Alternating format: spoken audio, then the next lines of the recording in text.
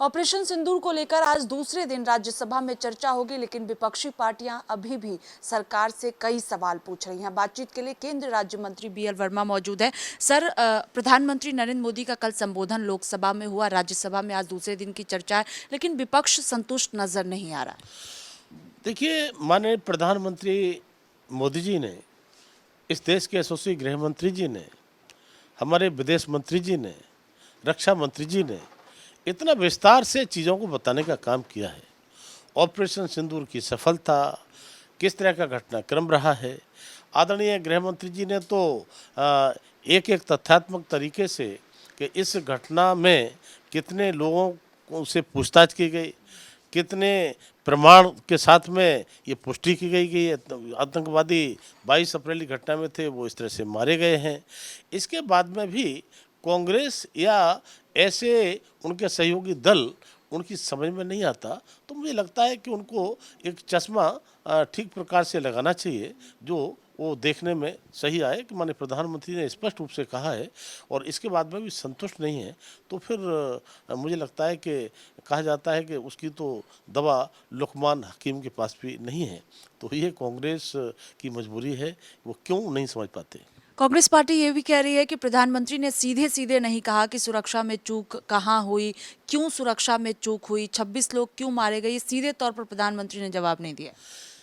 देखिए, बहुत लंबे समय तक कांग्रेस यूपीए का शासन रहा है। किस तरह की घटनाएं आतंकवाद की होती थी, 4 से 14 का पूरा हवाला भी दिया गया कि कितने कितने आतंकवादियों ने कौन कौन सी बड़ी घटनाएं की।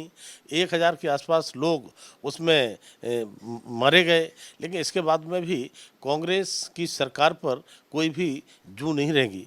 पता चला कि आतंकवादी अपना काम करते रहे और काम करने के बाद में उन्हें कोई किसी प्रकार की चिंता नहीं होती थी। लेकिन आज माननीय प्रधानमंत्री मोदी के नेतृत्व में चलने वाली एनडीए की सरकार है, जो यदि पहले तो घटना होती नहीं है और घटना अगर होती है तो घटना करने वाले लोग या उनके जो भी सिपह सलार होते हैं, उनको नींद नहीं आती। उन्हें पता है कि मोदी जी छोड़ेंगे नहीं। और वही स्थिति हुई है कि अगर घटना 22 अप्रैल को हुई, निर्दोष जैसे हमारे लोग जो थे पर्यटक, ये जिस तरह से उनकी एक नृशंस हत्या करने का काम किया गया था और उसके लिए माननीय प्रधानमंत्री जी ने खुलेआम चेतावनी देने का काम किया था पाकिस्तान को कि हम उन आतंकवादियों को और आतंकवादियों को सह देने वालों को इतनी बड़ी सज़ा देंगे जो उनकी कल्पना से बाहर होगी। और सज़ा देने का काम भी किया।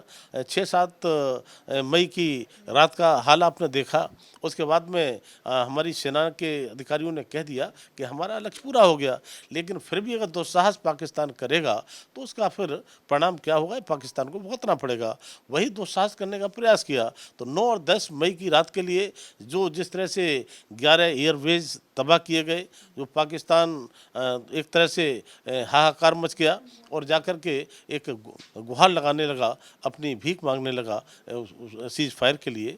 तब मैं कहूँगा कि कांग्रेस ने नहीं देखा। और कांग्रेस के समय में तो आतंकवादी घटना करके चले जाते थे, कभी इनके जो है समझ में नहीं आया। तब मैं कहूँगा कि चाहे वो उरी की घटना हो, चाहे पुलवामा की घटना हो, उसको लेकर के पीओके में जाकर के आवश्यकता पड़ी तो हमने सर्जिकल स्ट्राइक किया, आवश्यकता पड़ी हमारी सेना ने तो एयर स्ट्राइक किया। तब इतनी ऐसी घटनाओं के बाद में भी कांग्रेस को समझ में नहीं आता। तो इसका कोई चारा नहीं है, कांग्रेस को सही प्रकार का चश्मा लगाना चाहिए। सर, एक तरफ सपा प्रमुख अखिलेश यादव ने ये कहा कि ऑपरेशन सिंदूर से चर्चा से ठीक पहले तीनों आतंकी मारे गए। राहुल गांधी प्रधानमंत्री के संबोधन के बाद कह रहे हैं कि प्रधानमंत्री ने एक बार भी ट्रंप जो लगातार बयान दे रहे हैं उसको लेकर एक बार भी स्पष्ट नहीं कहा। अब मुझे लगता है कि इनको किसी कान के डॉक्टर को भी दिखाना पड़ेगा। आदरणीय प्रधानमंत्री ने जो कहा है पूरे सदन ने सुना है, पूरे देश ने सुना है और दुनिया ने सुना होगा। तब मैं कहूँगा कि अखिलेश यादव जी हो या और पार्टी हो, माननीय पीएम साहब ने स्पष्ट कहा कि इसमें किसी भी किसी दुनिया के किसी भी का कोई हम पर प्रेशर नहीं था और हमने जो घटना जो सीज फायर जो किया था वो पाकिस्तान की गुहार पर किया था। और मैं कह सकता हूँ कि इन कांग्रेस और कांग्रेस के सहयोगी दलों को जो सच है, सच को स्वीकार करना चाहिए। और सच को स्वीकार नहीं करेंगे तो जिस तरह से विपक्ष में बैठे हैं, माने गृहमंत्री कहा है, ये 20 साल तक ऐसे विपक्ष में बैठे रहेंगे और जनता इनको सबक सिखाती रहेगी। सर, आखिरी सवाल है, एसआईआर के मुद्दे पर भी लगातार सदन में हंगामा हो रहा है। आज भी मकर द्वार पर विपक्षी पार्टियों का प्रदर्शन है और एसआईआर के मुद्दे पर लगातार विपक्ष सरकार को घेर रहा है। देखिए, एसआईआर का मुद्दा क्यों उठाया जा रहा है, ये इनसे पूछना चाहिए। कभी भी कोई इलेक्शन होता है तो वोटर वेरिफिकेशन हर चुनाव में होता है, उसमें कौन से वोट गलत हैं, कौन से सही हैं। अगर वोट गलत है, फर्जी बना है, तो उसे कटना चाहिए, नए वोट को बढ़ना चाहिए। अब वो कहेंगे कि कोई भी रोहिंग्या, कोई भी बांग्लादेशी, कोई भी गलत वोट कैसे भी आ गए उनको वोट डालने दिया जाए। मैं समझता हूँ कि बिल्कुल गलत है। और ऐसा अगर होगा तो न जाने, आप ही के चैनल दिखाते हैं, ऐसे भी ज़िले हैं जो आधार कार्ड के आधार पर देखेंगे तो जितनी आबादी नहीं है उससे ज़्यादा आधार कार्ड बने हुए हैं।